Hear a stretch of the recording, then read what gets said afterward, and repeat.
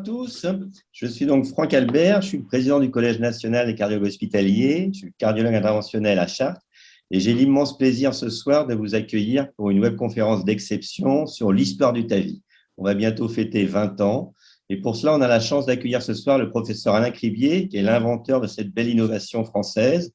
Et c'est avec beaucoup d'émotion que je vais co-modérer cette webconférence avec mon ami donc René Koenig, qui est aussi cardiologue interventionnel de Rouen, ancien président du CACI et qui a vécu aussi toute cette histoire du TAVI avec le CHU de Rouen. Vous êtes plus de 800 inscrits. Vous pourrez poser vos questions en live sur l'onglet Converser et notre expert vous répondra. Et je tiens à remercier aussi donc, toute la session Cardio Online qui rediffusera cette conférence sur le site de la Société française de cardiologie. Bonjour René, je vais te laisser te présenter et puis présenter le professeur Cribier que tu connais bien, je crois. Merci Franck, merci pour cette introduction. C'est un grand honneur pour moi de modérer Alain. Je l'ai déjà modéré, mais c'est quand même extraordinaire. Je voudrais simplement dire que j'ai eu une chance inouïe d'arriver en cardiologie à Rouen. C'est quand même une chance, j'étais rouennais, donc je voulais toujours être cardiologue. J'ai passé l'internat et je suis arrivé en cardio en 82. Et en 82, c'est le service du professeur Le Tac et Alain était tout jeune agrégé. Et là, il est devenu mon maître, il est devenu mon ami. Et il m'a donné la passion du caté. J'ai essayé de faire aussi bien que lui, mais il est tellement bon que c'était difficile, mais bon, je me suis pas trop mal battu. Il m'a enseigné plein de choses. Il m'a donné le goût des voyages. J'ai voyagé avec lui, c'était extraordinaire. Je suis allé plein de fois en Inde. On a fait des voyages remarquables. Il m'a donné ce goût-là de rencontrer les étrangers, d'apprendre les langues. Et puis il m'a donné le goût de la recherche.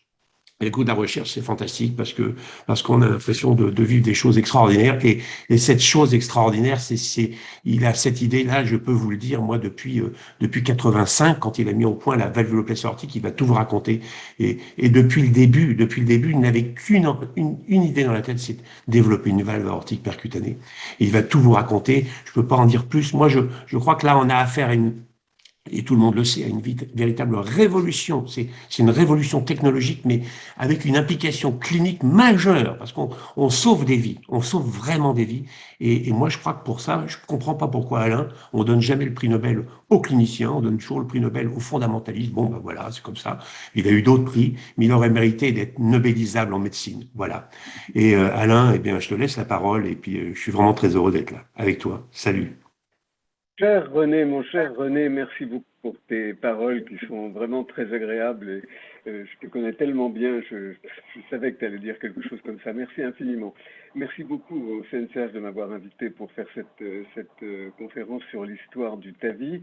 Je pense que comme tu le disais, c'est vraiment le bon moment pour parler du TAVI puisqu'on arrive à la 20e année, au 20e anniversaire du premier cas. Et donc, comme le rappelait le docteur Albert, tu as partagé, toi, René, toute cette histoire avec moi, côte à côte, et donc c'est un plaisir de repartager à nouveau ça. Alors, je sais que beaucoup d'entre vous connaissent l'histoire par cœur, mais je m'adresserai plutôt aux plus jeunes qui peuvent se demander comment on en est arrivé à utiliser cette technique de façon si fréquente partout dans le monde, alors que c'est quand même une technique de rupture qui n'existait pas du tout il y a seulement quelques années. Alors voilà, donc ma déclaration de conflit d'intérêt, j'ai été très longtemps consultant d'Edwards de 2004 à 2020. C'est normal puisque Edwards est la compagnie qui avait fabriqué, qui avait amélioré la valve qu'on avait proposée avec Percutaneous Valve Technology, une start-up, et je n'ai plus maintenant de conflit d'intérêt. Alors, je ne peux jamais parler de l'histoire du développement du TAVI sans resignaler que j'ai eu la chance incroyable de rentrer à Rouen comme interne dans le service du professeur Le Tac, qui était une personnalité remarquable, très ouverte à la recherche et à l'innovation thérapeutique. Et sans lui, je ne serais pas là aujourd'hui à parler de l'histoire du TAVI, parce que c'est lui également qui m'a envoyé en stage à Los Angeles. Tiens, je vois que voilà, un stage à Los Angeles où j'ai travaillé avec William Gantz et Jeremy Swan. Bon, vous connaissez ces personnages, la sonde de Swan Gantz, la thermodilution, et donc j'ai coapté le virus, le coronavirus de la recherche et de l'innovation technologique avec ces deux personnes. Et puis aussi, je suis resté, j'ai passé les premières années de mon professorat en quelque sorte au sein d'une équipe absolument incroyable. Alors comme le disait René tout à l'heure, il disait qu'il avait la chance d'être arrivé à Rouen alors que j'étais là, mais en fait j'ai eu la chance de le voir arriver aussi avec en plus ces autres personnes, Christophe Tron, Geneviève Desrumeaux, Hélène Elchaninoff, Brahim Bala, Jacques Berland, Saoudi, Anselme, des gens qui étaient vraiment très groupés, qui étaient complètement ouverts à la recherche et à l'innovation thérapeutique et qui m'ont soutenu tout au long de cette histoire. Et par ailleurs, dans les années 2000, il y a eu un groupe de cardiologie interventionnelle et de chirurgiens cardiaques qui s'est constitué. Et je dois dire que le fait que les chirurgiens cardiaques soient très proches de nous et ne se présentent pas comme des adversaires ou des ennemis, ce qui est rare dans le monde, a complètement simplifié le développement de cette technologie. On a pu leur faire confiance, ils nous ont donné un coup de main. J'ai pour eux énormément de reconnaissance et je tenais à le dire aujourd'hui. Alors voilà, au cours de ces années, depuis 1985, moi je suis arrivé à Rouen en 72, j'ai été en stage aux États-Unis en 76, et donc en 85, j'ai commencé à gamberger un petit peu, à voir comment est-ce qu'on pourrait résoudre les problèmes cliniques qui existaient et qui n'étaient pas faciles à manager en innovant.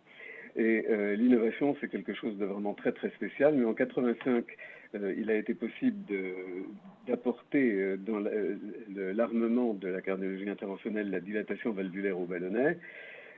En 2002, on est passé directement à la valve aortique percutanée, et dans l'intermède, parce que justement j'avais un blocage total de la part des chirurgiens pour développer le projet de la valve, j'ai pu développer le commissurotome mitral, qui était un appareil vraiment assez remarquable, je trouve. Je suis toujours très ému quand je vois cette diapositive, parce que ça permettait dans les pays sous-développés qui avaient peu de ressources financières de restériliser une centaine de fois l'appareil pour faire des commissurotomies mitrales, alors que le rétrécissement mitral dans les pays en développement était endémique. Et donc voilà, les trois innovations sur le plan valvulaire qui ont donné quand même pas mal de brevets au total en Europe et aux États-Unis, et dont je suis heureux et un peu fier d'avoir fait. Donc quand on parle d'innovation, j'aime bien citer ces deux phrases de Zuckerberg, l'inventeur de Facebook, qui dit que nous savons qu'il ne suffit pas d'avoir une bonne idée et de travailler dur pour réussir. La réussite est aussi liée à la chance. Et la chance, elle est survenue dans l'histoire du TAVI à plusieurs reprises, non seulement parce que, comme je vous le disais tout à l'heure, j'ai eu la chance de rentrer dans une équipe particulièrement motivée, mais aussi parce que les premiers cas, les first in man, comme on dit, ont toujours été des succès, alors que ça aurait pu être des échecs et on ne serait pas là aujourd'hui. Donc tous ceux qui prennent des initiatives seront critiqués parce qu'ils vont trop vite, parce qu'il y a toujours quelqu'un qui veut vous ralentir. Et là, René est bien placé pour savoir à quel point c'est vrai, parce que les obstacles ont été vraiment très très importants. Alors, le traitement non chirurgical du RAC, pourquoi faire ça?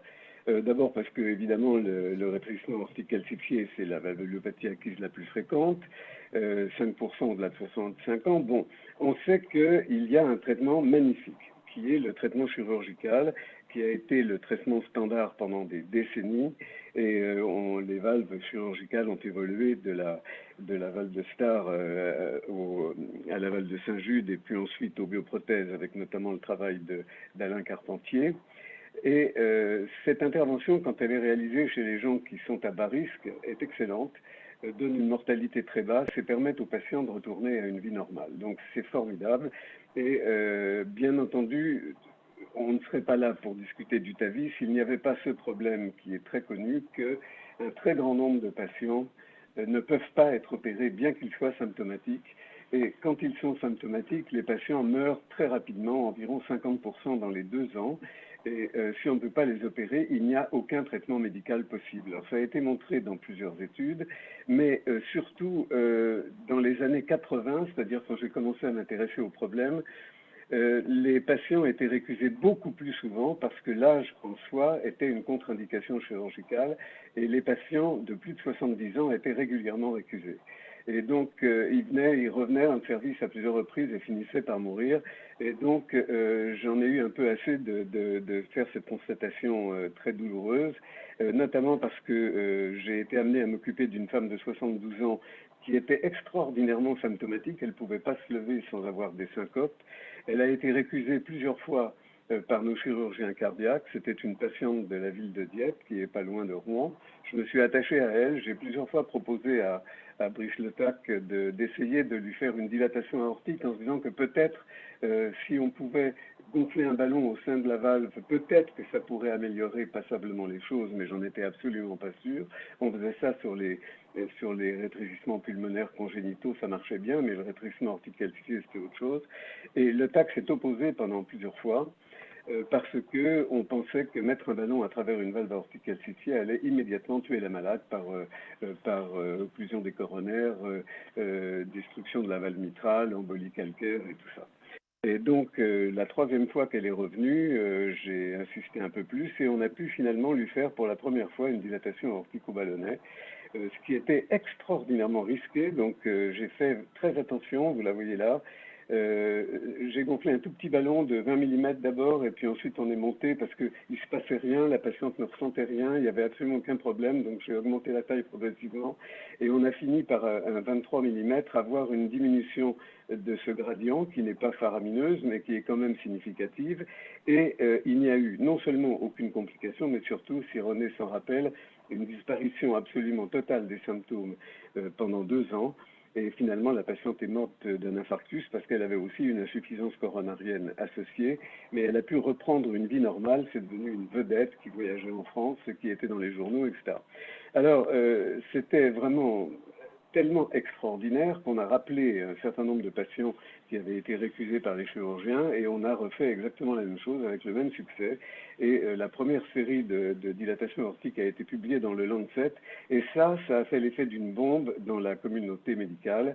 Et j'ai commencé à avoir beaucoup d'amis médecins, beaucoup d'ennemis chirurgiens à partir de cette publication du Lancet et l'industrie a commencé à s'intéresser aussi à la dilatation aortique. Donc, je vous montre cette photo parce que on a commencé à faire à partir de 86 des cours internationaux sur la dilatation aortique. Ça ne se faisait pas à l'époque. Et c'était vraiment faire des cas en direct. On en faisait plusieurs sur 2 ou 3 jours. Et vous voyez ici René, là, je pense que c'est là, je l'ai reconnu. Et le professeur Le Tac, moi-même, etc. Et donc, tous les cardiologues interventionnels les plus connus sont venus à Rouen immédiatement, mais comme des fous. Ils se sont revés à Rouen. René se souvient probablement qu'on a fait comme ça un très grand nombre de séminaires. Et ça a été le démarrage d'une phase d'entraînement des équipes aux technologies nouvelles qu'on a mis sur pied, avec d'une part énormément de gens venant constamment à Rouen se former par petits groupes ou en séminaire, et puis moi-même et René et Hélène partant à l'étranger pour aller faire des cas sur site, et pratiquement il y avait 2 ou 3 voyages par mois pour faire ça. Alors à partir de 85, dilatation valvulaire aortique. On a commencé par créer un ballon spécial pour le faire, qui s'appelait le Cribier-Le Tac ballon cathéter avec une compagnie Mansfield qui nous a sauté dessus comme une malade pour faire ça, et c'était très très pratique. Et puis on a compris le mécanisme d'action de la dilatation aortique qui était essentiellement une fracture des nodules calcaires et puis parfois une séparation des commissures quand il y avait des commissures fusionnées, ce qui n'était pas quand même le plus fréquent. Vous ne pouvez pas vous imaginer le nombre de patients qui ont été faits dans le monde dans l'espace des 5 ans qui ont suivi, ça se compte en dizaines de milliers, mais il y a eu d'énormes registres internationaux, Mansfield et NHLBI aux États-Unis. Il y a plus de 1000 articles indexés sur la dilatation aortique. Ça a été absolument faramineux, mais tous les articles ont fini par constater que certes, il y avait une amélioration des symptômes, mais si on ne redilatait pas une deuxième fois ou une troisième fois, une quatrième fois, on avait une resténose valvulaire précoce et le résultat était perdu. Et donc, il y a eu une perte de l'intérêt vis-à-vis de la dilatation valvulaire aortique dans le monde. Mais néanmoins, et ça a été pour nous une satisfaction, la FDA a approuvé la dilatation aortique aux États-Unis dans certaines indications limitées comme les indications de sauvetage et d'autres que je signalerai un peu plus loin. Mais en tout cas, à partir de là, résoudre le problème de la resténose est devenu pour moi vraiment obsessionnel. Alors, qu'est-ce que c'est devenu tout ça? 30 ans plus tard, eh bien, la dilatation aortique n'est absolument pas morte, comme vous le savez. D'abord, elle peut être réalisée en pont vers le TAVI ou le remplacement alvéolaire aortique chirurgical chez les patients très symptomatiques. Elle peut être réalisée avant une chirurgie cardiaque non urgente pour pallier les symptômes. Et l'expérience est requise avant l'ouverture d'un centre TAVI. Mais surtout, elle est totalement intégrée à de très nombreuses procédures de TAVI. Initialement, d'ailleurs, toutes les procédures de TAVI étaient précédées d'une dilatation valvulaire aortique. Maintenant, il y en a moins, mais on en fait encore quand même beaucoup. Et un des grands intérêts du BAV, c'est qu'elle nous a permis de mettre au point la stimulation ventriculaire rapide, qui est quelque chose que tout le monde fait sans même y penser maintenant, mais qui à l'époque était vraiment très révolutionnaire parce que c'était un moyen inouï d'arrêter le cœur et de pouvoir fixer le ballon en place à travers la valve aortique. Et bien entendu, ça a été appliqué ensuite au TAVI, parce que sans la stimulation ventriculaire rapide, on n'aurait jamais pu mettre des valves balloon expandable.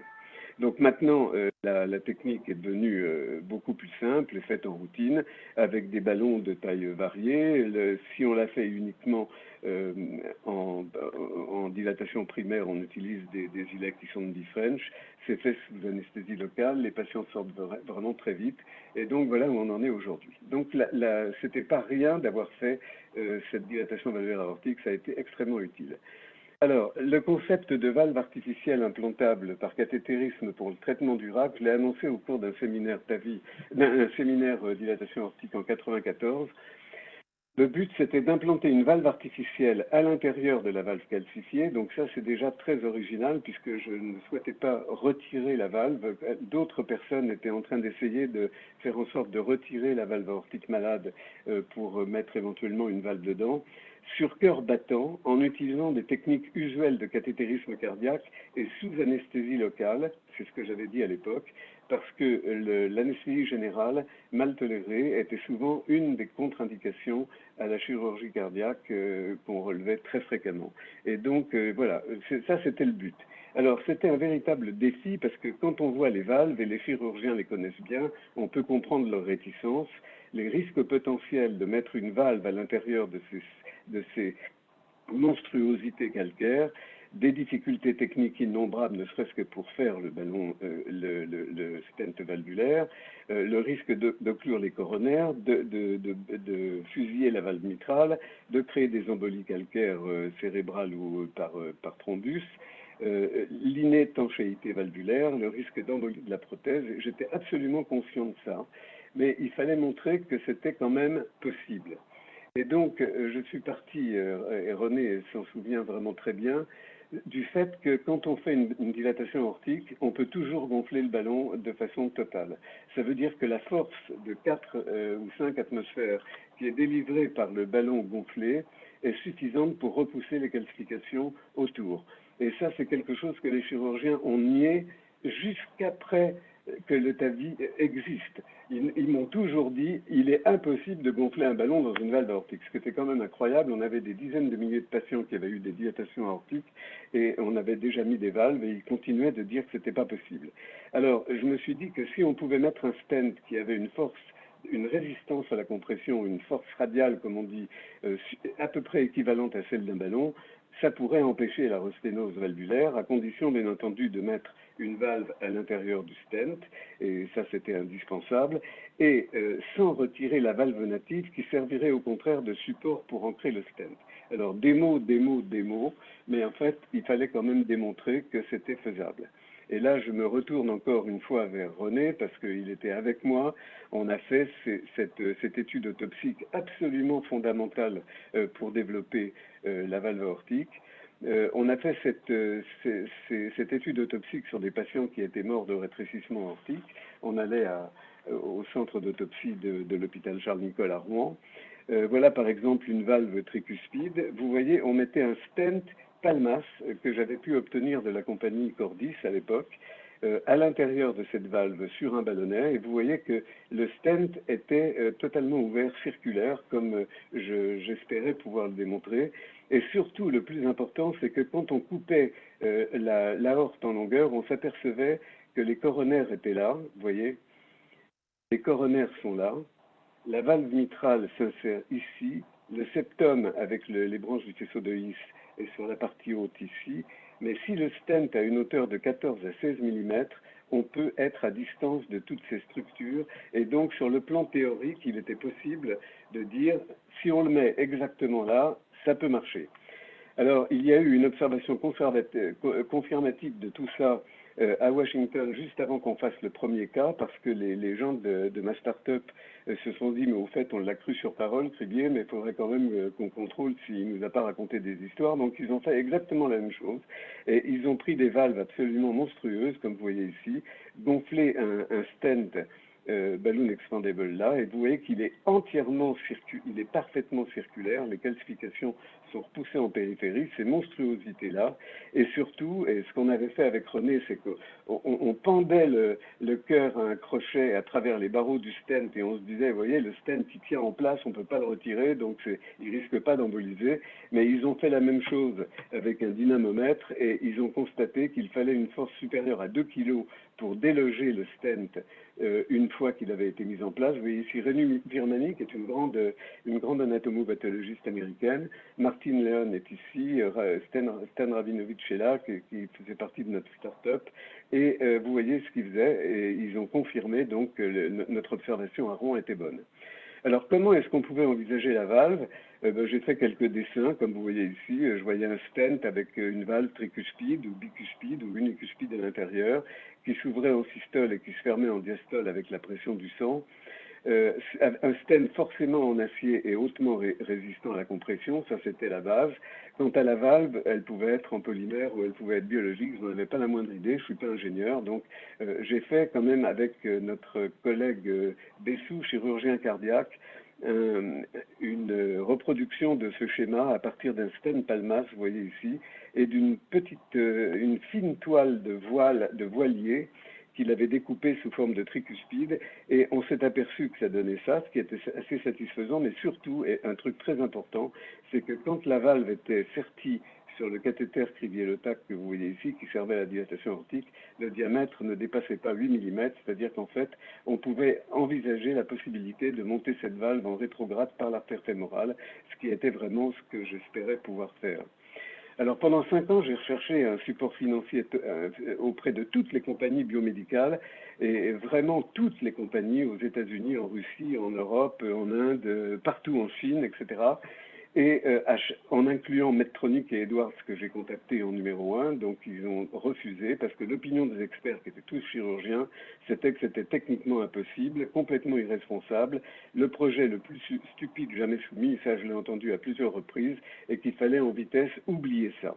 Alors, je me suis retrouvé dans cette situation de la communauté chirurgicale massive ici, et moi, tout petit à côté, en train d'essayer de foncer dans le mur, et vraiment, je me heurtais à des difficultés absolument insurmontables. Et pendant ce temps-là, René me disait, alors, cette valve, ça vient, à chaque fois qu'il faisait une dilatation aortique, il me disait, alors, quand est-ce qu'on l'aura, cette valve? Et je lui disais, bah, écoute, je cherche de l'argent, je cherche de l'argent.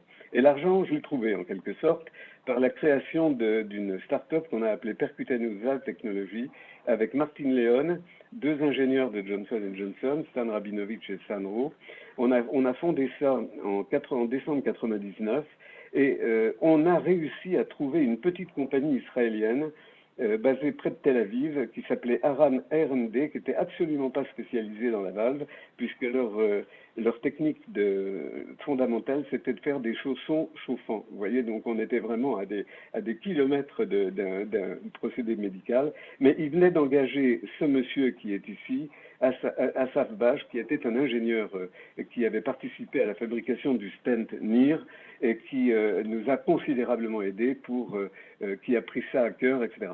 Donc l'objectif qu'on a donné aux ingénieurs de Haran, c'était de faire une prothèse avec une trame métallique hautement résistante à la compression, avec une valve telle comme il pourrait la faire, mono, bi ou tricuspide, recouverte d'une membrane externe parce qu'on ne voulait pas que le sang repasse sur les côtés à travers les barreaux du stent, pouvant être comprimée pour pouvoir être inséré dans une artère fémorale de 7 à 8 mm sans aucune destruction du stent et sans aucune destruction de la valve. Je peux vous dire que ça, c'était un challenge absolument incroyable qu'ils ont réussi à faire, et pouvant atteindre un diamètre externe de 23 mm, puisque c'est ce qu'on avait déterminé avec René Koenig, Daniel Chaninoff, etc., en anatomie pathologique.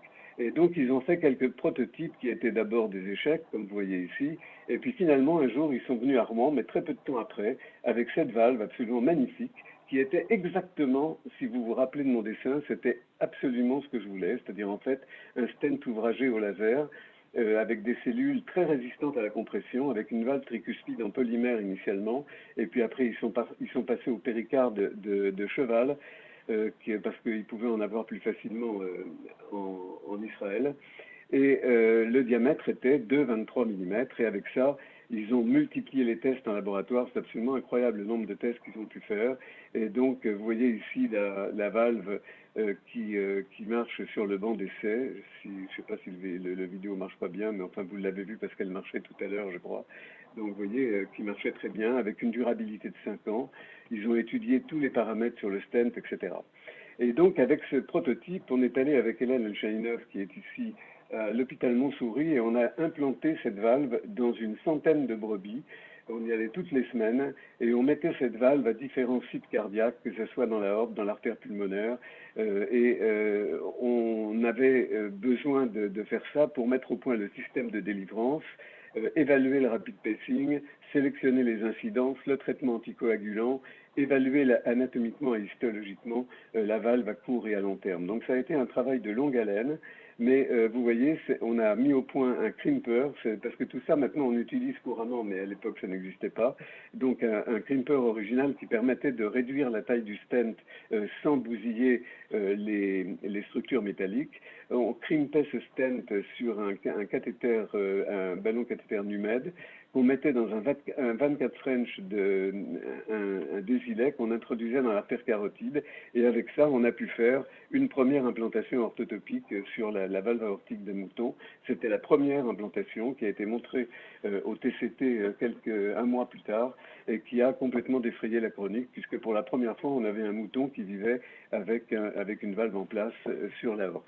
Et puis on a mis également sur la valve pulmonaire. Bon, les vidéos ne marchent pas, mais c'est pas important.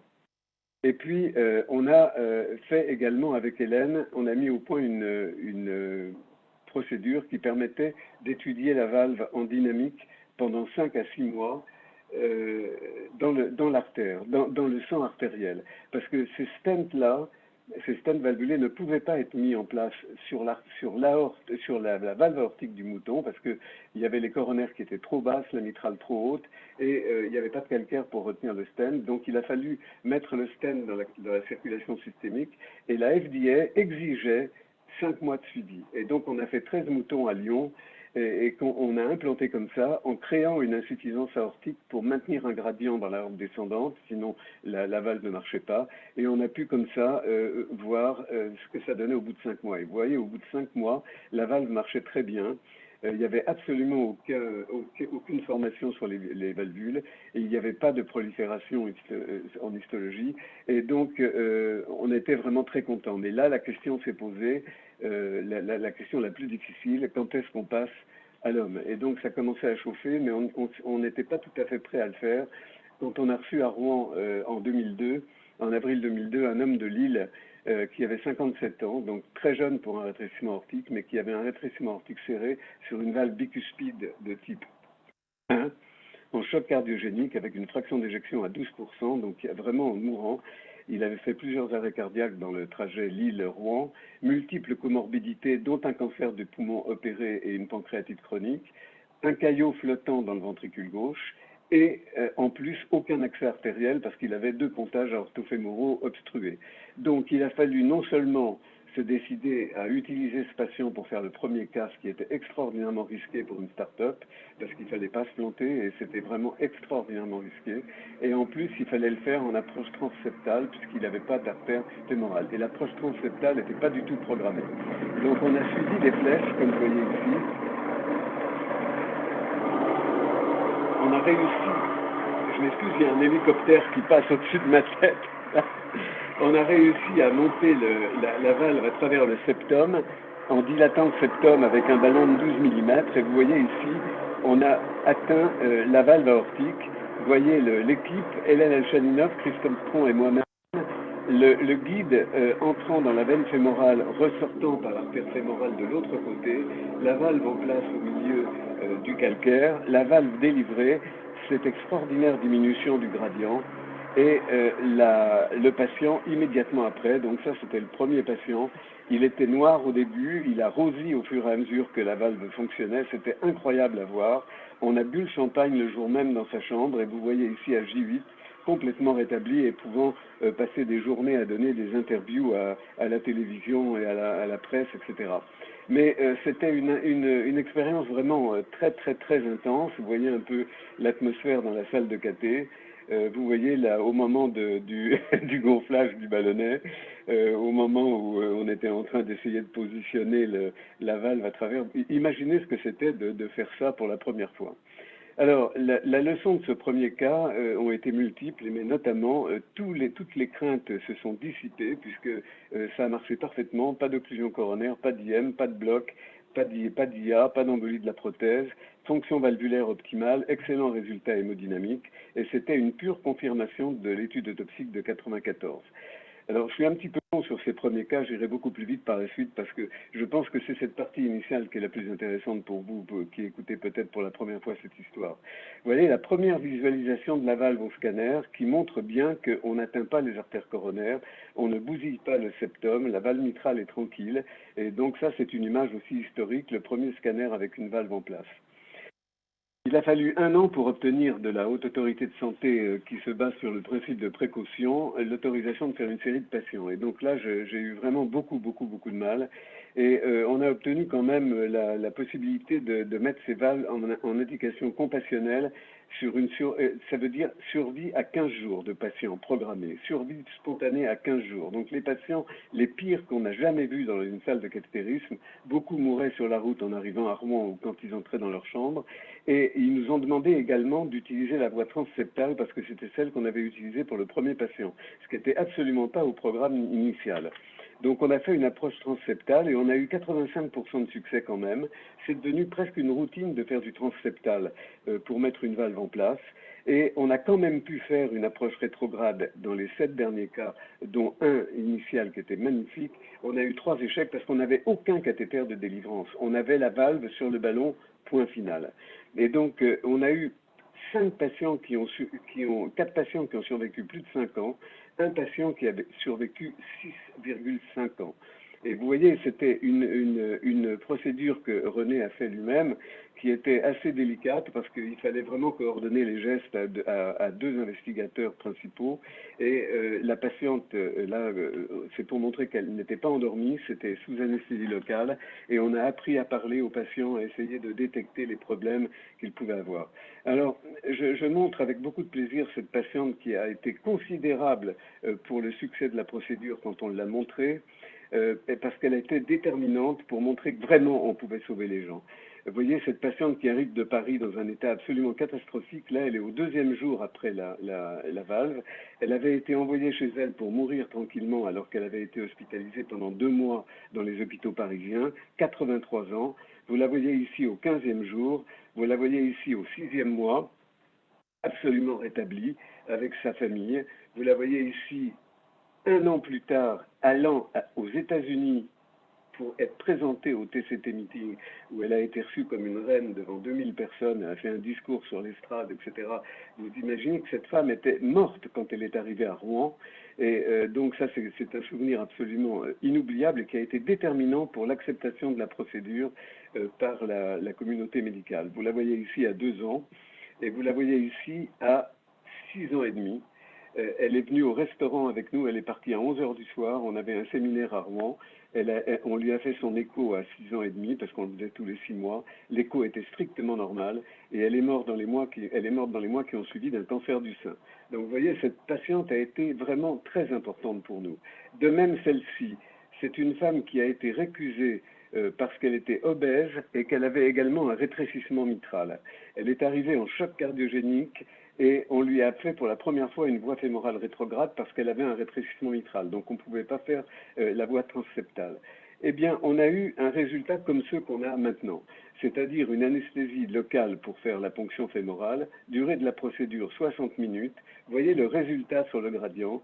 Cette malade a survécu 5 ans. Elle nous a tous emmenés en Tunisie pour la bar mitzvah de sa nièce ou je sais pas quoi. Et c'est un des cas comme ça qui ont permis à la communauté médicale de comprendre ce qu'allait être le TAVI. Et vraiment, ça a été remarquable. Alors, 1 an, 2 ans plus tard, vous voyez ici l'expansion mondiale de la procédure avec quelques investigateurs principaux. Le premier, ça a été Bill O'Neill, qui a fait le premier transseptal aux États-Unis, mais bien sûr aussi Martin Leon, parce qu'il était dans notre start-up, et puis John Webb, dont je reparlerai plus tard. En 2005, il y avait 100 cas réalisés. 100 cas. En 2004, il y a eu le démarrage d'une valve concurrente qui a été aussi très importante pour le succès du TAVI, c'est la Corvalve, avec ces 3 personnes qui ont été aux commandes pour la diffuser dans le monde. Un procédé complètement différent dont les ingénieurs d'Edwards m'avaient dit que c'était impossible, c'est-à-dire une valve auto-extensible qui avait des inconvénients parce qu'elle donnait davantage de pacemaker et il y avait pas mal d'insuffisance aortique, mais elle avait un avantage, c'est que le désilet qui était utilisé pour la mettre était seulement en 20 French à l'époque, je crois, ou 21 French, alors que le nôtre était en 24 French, et donc les cardiologues interventionnels se sont rués là-dessus. En plus, avec le Medtronic, plus tard comme compagnie pour la diffuser, avec le pouvoir de marketing de Medtronic, la valve a été vraiment mise énormément également. En 2004, Edwards Life Science, qui avait refusé le projet, a acquis finalement notre start-up et est passé de la valve de Cribier-Edwards initialement à la valve Edwards Sapien, qui avait l'avantage d'avoir 2 tailles. Donc on a commencé à multiplier les tailles de valves et qui était en péricarde bovin, traité anticalcaire avec 50% de couverture externe par une membrane. Et donc avec cette valve-là, il a été possible de mettre au point la voie transfémorale avec un cathéter spécial, le rétroflex, qui était flexible à l'extrémité. Et donc ça, c'était un avantage considérable, évidemment, pour passer la valve aortique et la mettre en place, alors qu'en même temps, à Leipzig, on faisait les premières voies transapicales, ce qui a changé complètement l'esprit des chirurgiens vis-à-vis du TAVI. Vous voyez ici, j'étais à Leipzig pour la première transapicale, et pour eux, c'était un contrat avec le diable parce que vraiment, ils étaient obligés d'admettre que ça pouvait marcher ce truc-là. Et donc, ils faisaient machine arrière sur tous les arguments qu'ils avaient proposés jusqu'alors. Et les chirurgiens ont commencé à s'intéresser au TAVI. Alors, l'approche transfémorale après dénudation, compte tenu du gros désilet qu'on utilisait, on l'a fait à Rouen depuis le début sous anesthésie locale, puisque c'était mon but initial et c'était absolument parfait. Mais vous voyez, il fallait quand même être assez nombreux. Et puis, il y avait un chirurgien qui dénudait, qui suturait l'artère fémorale à la fin. Et on avait la possibilité de faire cette voie fémorale dans 50% des cas. Alors, à ce stade, personne n'aurait pu deviner ce qui allait se passer, c'est-à-dire l'évolution rapide de la technologie, la simplification incroyable de la procédure qui mettait le TAVI à la portée de la plupart des cardiologues interventionnels, les études scientifiques, notamment randomisées, qui ont fini par convaincre l'ensemble de la communauté médico-chirurgicale de la possibilité de faire du TAVI à large échelle, l'acceptation fulgurante du TAVI dans le monde et la croissance mondiale des implantations. Alors, les avancées technologiques, je vous les montre très brièvement. Il y a eu 3 générations de valves Edwards. L'Edwards Sapien initial, la Sapien XT qui était un petit peu différente avec une diminution de la taille du désilet, la Sapien 3 avec une diminution encore plus importante de la taille du désilet, une jupe externe phénoménale qui est la valve qu'on utilise actuellement, qui est vraiment un bijou réellement. Et alors que la Corvalve progressait également avec une taille de 21F qui passait à 18F, puis à 14F avec l'évoluteur, donc également la possibilité d'utiliser la voie fémorale très fréquemment. Mais vous voyez aussi la multiplication des tailles de valves qui font que maintenant on a la possibilité d'adapter les valves à tous les anneaux. Il y a eu une 30aine de valves qui ont été investiguées dans le monde. Et en Europe, il n'y en a eu que 3 qui ont vraiment survécu, si on peut dire. Donc la Curette Neo, la Portico et la Lotus. celle-là, elle est morte, donc on n'a plus maintenant que 2 autres valves concurrentes. Il y a une autre valve balloon expandable à laquelle je crois beaucoup, qui est la MyValve, qui est une valve indienne, une valve balloon expandable qui est absolument excellente également, aussi bonne probablement que l'Edwards. La voie transfémorale a fini par s'imposer définitivement et on a été à Rouen les pionniers de ce qu'on appelle la stratégie minimaliste, c'est-à-dire voie fémorale, anesthésie locale, fermeture artérielle percutanée, sortie précoce à moins de 3 jours. Et donc ça a été quelque chose qui était dans ma tête depuis le début, puisque en fait, si vous vous rappelez de ce que j'avais annoncé, c'est exactement ça que je voulais faire. D'ailleurs, on a fait le premier article sur la voie transfémorale minimaliste en 2012. Et contre l'avis de la plupart des cardiologues interventionnels, notamment des Américains et des Anglais. Or, maintenant, vous voyez, en 2017, en Amérique, la voie fémorale est utilisée dans presque tous les cas. Les voies alternatives transapicales, transaortiques, etc. sont utilisées que dans 1% des cas. Et dans 80% des cas, les Américains maintenant utilisent la voie d'abord fémorale sous anesthésie locale stent-like, minimaliste, celle qu'on utilise nous à Rouen depuis 2013 avec notamment la Sapien 3. Donc vous voyez, avec tous les avantages de la Sapien 3, je ne rentre pas dans les détails, mais on peut faire cette voie fémorale sous anesthésie locale avec sortie précoce, 75% des patients avant le 3e jour, dans 92% des cas, ce qui est absolument incroyable et ce qui était vraiment le but de la manœuvre quand on a commencé à développer la valve. Donc on peut parler maintenant de procédure stent-like et vous allez voir où on en est dans quelques instants.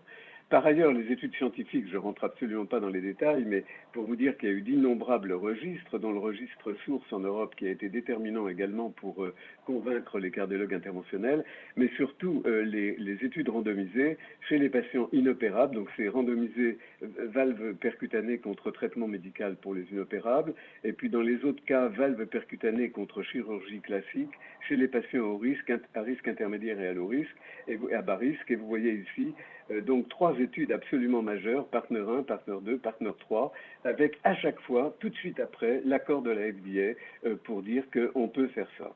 Et ça, c'est absolument incroyable. Et vous imaginez que pour nous, à Rouen, ce qu'on a ressenti quand on a vu la FDA accepter toutes ces indications incroyables.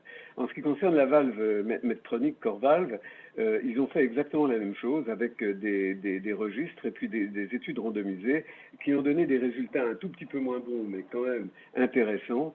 Et finalement, en août 2019, ça a été vraiment l'apothéose du TAVI, puisque la FDA a approuvé le TAVI pour les patients à bas risque. Et donc, ça veut dire que tous les patients de plus de 65 ans ont le droit aux États-Unis d'être traités par TAVI, et inutile de vous dire que les patients sont ravis de pouvoir échapper à la chirurgie. Alors qu'en Europe, ça vient de tomber là, c'est la même chose, mais seulement pour les patients de plus de 75 ans. C'est-à-dire, et par contre, ce qui est extraordinaire, c'est que la sécurité sociale rembourse les valves à partir de 65 ans. Donc il y a une discordance entre l'accord de la France pour rembourser et les recommandations européennes qui partent à partir de 75 ans pour les bas risques. Donc ça, c'est quelque chose d'incroyable. Alors on en est là aujourd'hui.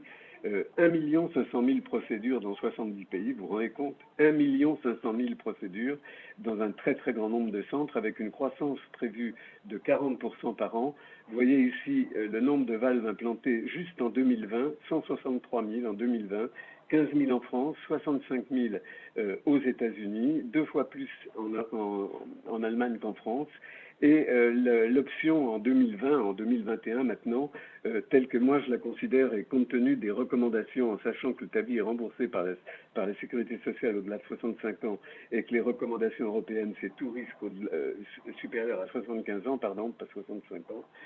Je dis que pour les patients qui ont plus de 75 ans, il n'y a absolument aucun problème. Il faut mettre une valve parce que ce que je ne vous ai pas dit, mais ce que vous connaissez, c'est que s'il y a une dysfonction précoce ou tardive, on peut toujours mettre une valve. On peut mettre une valve à l'intérieur de la première. Entre 65 et 74 ans, je pense qu'on est en droit de discuter avec le patient ce qu'il préfère, mais on peut toujours mettre une valve percutanée en sachant que s'il y avait une dysfonction précoce, à ce moment-là, on peut remplacer la valve chirurgicalement ou faire des valves d'une valve jusqu'à la fin de la vie. Et puis, il y a quand même une indication qui est relativement acceptable pour la bioprothèse, en sachant qu'à 79 ans, quand elle va être dysfonctionnée, on fera une valve, on fera un TAVI pour aller jusqu'à la fin de la vie. En dessous de 65 ans, à mon avis, c'est un peu tôt pour proposer le TAVI. Alors ça, je suis un peu à l'encontre de ce que dit Martine Léon, par exemple, mais je pense qu'il faut rester raisonnable. On n'a pas encore une idée très approfondie sur la durabilité de ces valves-là, et donc je ne vois aucun inconvénient à dire aux patients qu'on peut mettre une bioprothèse ou même une valve mécanique. Pourquoi pas une valve mécanique? Maintenant, il y en a qui sont compatibles avec l'absence de traitement anticoagulant au long cours, et donc en sachant que s'il y a une dysfonction, on peut faire valve ou une nouvelle chirurgie. Alors, vous voyez, ça a été une très, très grande route. Je ne rentre pas du tout dans les détails. Ça résume à peu près ce que je vous ai dit. Mais vous voyez ici les principales étapes. La dilatation aortique en 85, la première, la First in Man TAVI en 2002. Là, c'est très important, le marquage CE en 2007, le remboursement par la Sécurité sociale en France, Partner 1, Partner 2, Partner 3, avec à chaque fois des valves améliorées, et finalement l'expansion à tout patient à partir de 2021. Donc il a fallu quand même 30 ans depuis la dilatation aortique et 18 ans depuis la First in Man. Alors, l'acceptation est universelle, je crois. Vous voyez ici, par exemple, la célébration du 10e anniversaire du TAVI avec 600 participants à Rouen qui venaient de 50 pays, donc un très très grand succès pour ces 10 ans. Et on prépare maintenant le 20e anniversaire et je vous y convie avec beaucoup d'amitié. Voilà. Merci beaucoup.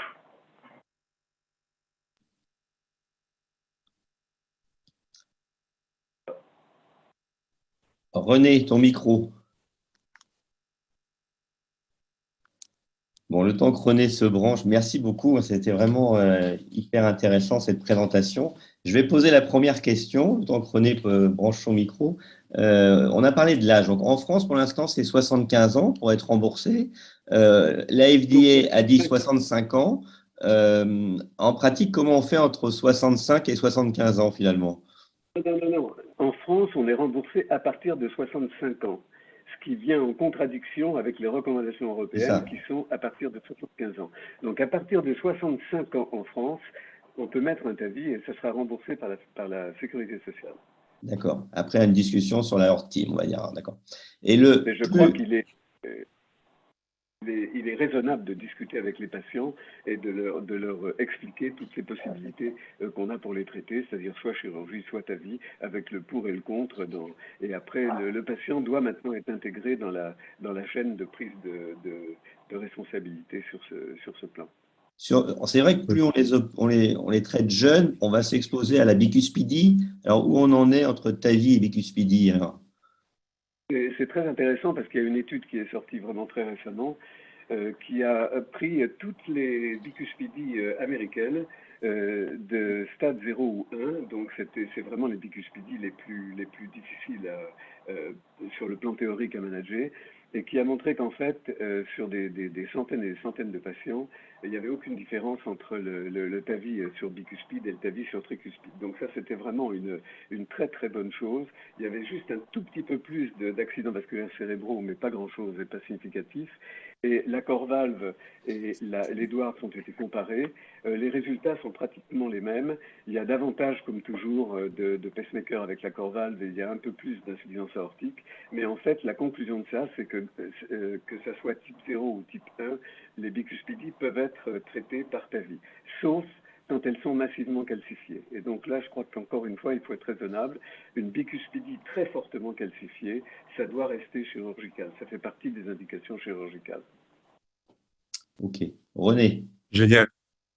Génial. Tu m'entends là, Franck? Oui. Très bien, très bien. Oui, je t'entends. J'ai eu envie d'applaudir. J'ai applaudi tout seul là, dans mon salon, Alain. C'est vraiment extraordinaire. Ça me fait toujours plaisir de réécouter cette histoire et c'est phénoménal.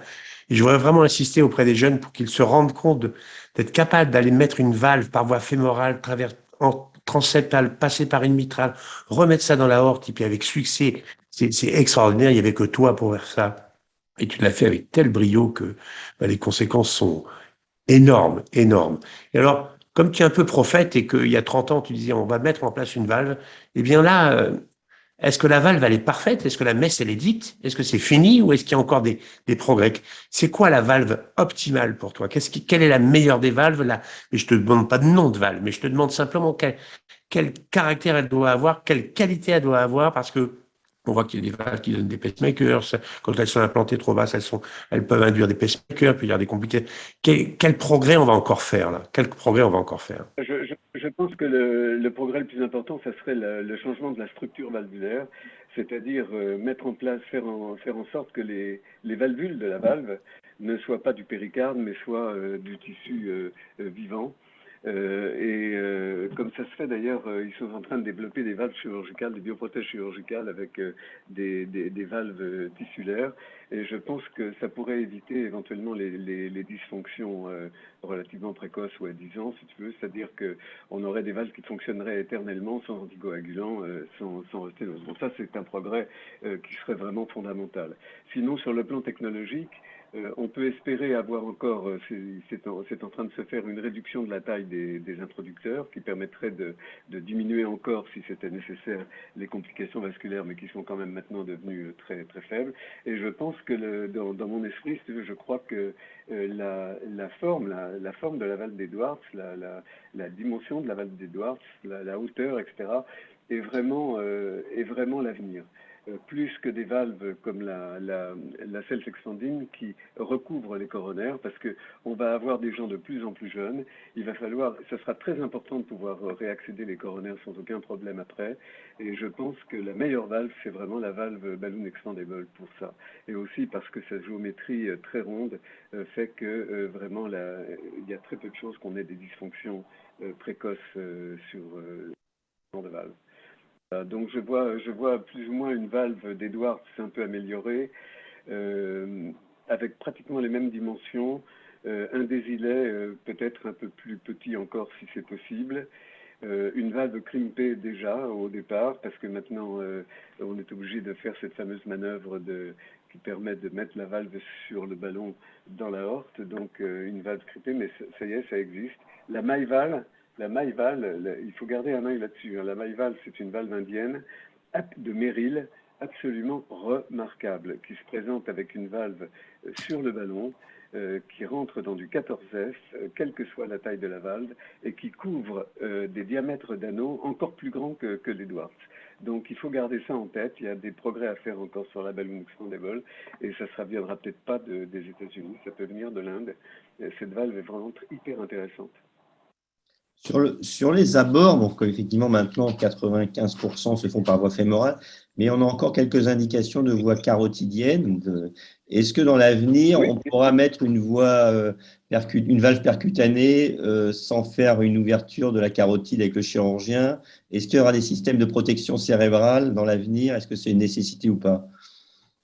Non, je pense que c'est pas vraiment une nécessité. Bon, bien sûr, il faut sélectionner les patients. On a des voies alternatives à la carotide, hein. On peut faire autre chose. On peut faire la vena cava, de passer de la veine cave à la horte, par exemple, ce qui se fait aussi aux États-Unis dans quelques centres très bien. On peut toujours faire du transseptal. D'ailleurs, j'en fais à Strasbourg samedi prochain, une en transseptal, donc on n'a pas besoin de passer par carotide quand la carotide n'est pas accessible. Mais sinon, la carotide, c'est une très très bonne voie. Et puis les chirurgiens peuvent aussi faire du transaortique ou du transapical. On peut imaginer que le transapical puisse se faire avec des petits désilets en percutané, par exemple, et non pas en ouvrant la poitrine. Je me souviens que quand j'ai commencé ma cardiologie, on faisait toutes les angio-BG en transapical et ça se passait très bien, donc il n'y avait pas de problème. Mais enfin bon, il y a plusieurs voies alternatives comme ça. Mais la carotide, c'est une très très très bonne voie. Je pense elle pourra se faire en percutané très bientôt, surtout si la taille des îles baisse, ce qui est sur la route. Et qu'est-ce que tu penses, hein, tu sais, il y a dans les congrès, il y a plein de papiers, ou dans la littérature, et puis des démonstrations de systèmes de protection cérébrale. C'est vrai que quand on fait des IRM, après des gestes sur les aortes, on voit des micro-embolies. Alors, est-ce qu'elles ont des conséquences cliniques ou pas? Alors, est-ce que pour toi, c'est important? Est-ce que ça va prendre? Est-ce qu'il va falloir protéger le cerveau de ça ou pas? Je ne sais pas. Qu'est-ce que tu en penses? Je partage tout à fait ta question parce qu'en fait, bien sûr, maintenant, surtout qu'on fait des sujets de plus en plus jeunes, donc on n'a pas envie de leur coller un accident vasculaire cérébral qui est une horreur, parce que vraiment, on sauve la vie des gens s'ils se retrouvent hémiplégiques, c'est vraiment une horreur. Donc, ce qu'il faudrait, c'est qu'il y ait un outil qui permette de protéger les artères cérébrales sans peut-être de compliquer la procédure comme ça se fait maintenant avec les paniers qu'on met dans les carotides. Là, on expérimente, et d'ailleurs dans les séminaires qu'on fait à Rouen, on utilise maintenant le keystone, qui est une sorte de membrane qu'on dépose sur l'aorte ascendante, qui couvre les ostia carotidiens et même la sous-clavière, parce que sur l'autre système, là, comment il s'appelle, le système avec les paniers, là, il y a quand même une artère qui n'est absolument pas protégée, c'est la sous-clavière avec la vertébrale qui naît de là, et donc la vertébrale gauche qui peut donner des accidents vasculaires cérébraux. La technique est un petit peu difficile, il peut y avoir des complications liées à cette technique elle-même. Donc par contre, cette membrane de keystone qui est absolument remarquable et très facile à mettre en place, et elle déflecte les bouts de calcaire ou les thrombus vers la périphérie en protégeant vraiment tous les vaisseaux cérébraux. Donc là, on en a fait quelques-uns, on l'a démontré en direct, on va en refaire au prochain séminaire, et je crois que c'est quelque chose qui pourrait être fait, peut-être pas chez tous les patients, parce que quand même, à vrai dire, René, tu fais aussi des valves comme moi, on part pas avec l'idée de terminer avec un accident vasculaire cérébral, hein. C'est vraiment Non, bien sûr. exceptionnel quand même, hein. Mais Mais si on veut protéger les... c'est les conséquences infracliniques qui sont un peu décrites. Tu vois, c'est cette imagerie qui Oui, fait un oui. peu peur, là, mais qui est tellement puissante que, voilà, je sais pas. Tu as tout à fait raison, mais comme tu le sais, on a également ça après la chirurgie cardiaque, hein. Donc on a Oui. également ça à chaque fois qu'on fait un cathétérisme gauche et on atteint le ventricule gauche, il y a des défects qui apparaissent à l'IRM. Donc je pense que s'il n'y a pas de traduction clinique, on va quand même pas s'affoler pour un problème qui est infraclinique. Mais pour les sujets jeunes, à titre de précaution, c'est pas grand-chose à faire. On a Je une voudrais, petite je voudrais faire. question, on a une petite question là sur le net. Est-ce que vous utilisez encore la sonde d'entraînement provisoire ou est-ce que vous stimulez sur le guide? On fait les deux. On fait les deux. En réalité, on fait les deux. De plus en plus, on stimule sur le guide maintenant. Initialement, j'étais pas très pour parce que quand on termine le TAVI avec un bloc gauche ou quand on a un petit élargissement de PR, on est content quand même d'avoir une sonde de stimulation en place. Et donc, c'est pas grand-chose de mettre une veine fémorale, de passer par la veine fémorale pour mettre une sonde. Je trouve que c'était vraiment un détail. Mais il y a eu quand même des perforations VD, il y a eu des choses comme ça. Donc, la stimulation sur guide, ça a l'air de fonctionner très bien. Et maintenant, on le fait de plus en plus, effectivement. Franck, je peux poser encore une question Oui, ou... vas-y. Oui. L'accès coronaire, c'est quand même fondamental, surtout quand on va commencer à mettre des valves chez les gens jeunes. Parce que n'importe où en France, il y a des gens qui vont revenir peut-être avec des infarctus et qui auront une valve aortique, un TAVI, qui auront eu un TAVI auparavant, parce qu'ils sont coronariens, parce que voilà, ils vont faire un infarctus. Alors, l'accès coronaire pour toi, c'est très très important. Comment tu vois les choses? Il faut améliorer encore les choses. Il faut bien détecter les malades, Moi, je pense contre-indiquer absolument les malades avec des naissances des osteos à moins de 10 millimètres. Enfin, tu peux faire un point là-dessus. je pense que, alors là, c'est deux questions différentes, la protection des coronaires basses et puis le fait de pouvoir réaccéder aux coronaires dans l'avenir.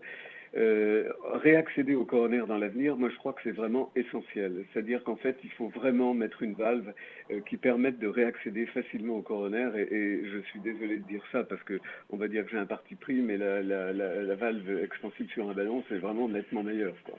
Parce que bien sûr, il est toujours dit qu'on peut passer à travers les barreaux d'une corps-valve et faire des dilatations euh, dans les suites, mais c'est quand même pas vraiment très facile. Et surtout si on doit faire des dilatations complexes, des obstructions, des bifurcations, des choses comme ça vraiment, c'est vraiment difficile. Et alors on ne sait même pas d'ailleurs ce que ça donnera après 1 an ou 2 ans ou 3 ans d'implantation de la valve. La balloon expandable, nous on a fait des dilatations coronaires, des angioplasties à grande distance, hein, de l'implantation des valves, par exemple à 3, 4 ans, 5 ans. Et on n'a aucun problème d'accès des coronaires. C'est comme s'il n'y avait pas de valve dessous. Donc ça, c'est quand même un avantage énorme. Maintenant, tu parlais tout à l'heure des coronaires basses. Alors, je pense que quand les coronaires sont à moins de 10 mm, d'abord, on peut éventuellement effectivement les protéger par un guide ou par un stent qui est mis en place fermé dans l'artère et puis qui est retiré pour faire une sorte de cheminée qui dépasse un petit peu l'ostium à la fin pour éviter que les coronaires se bouchent.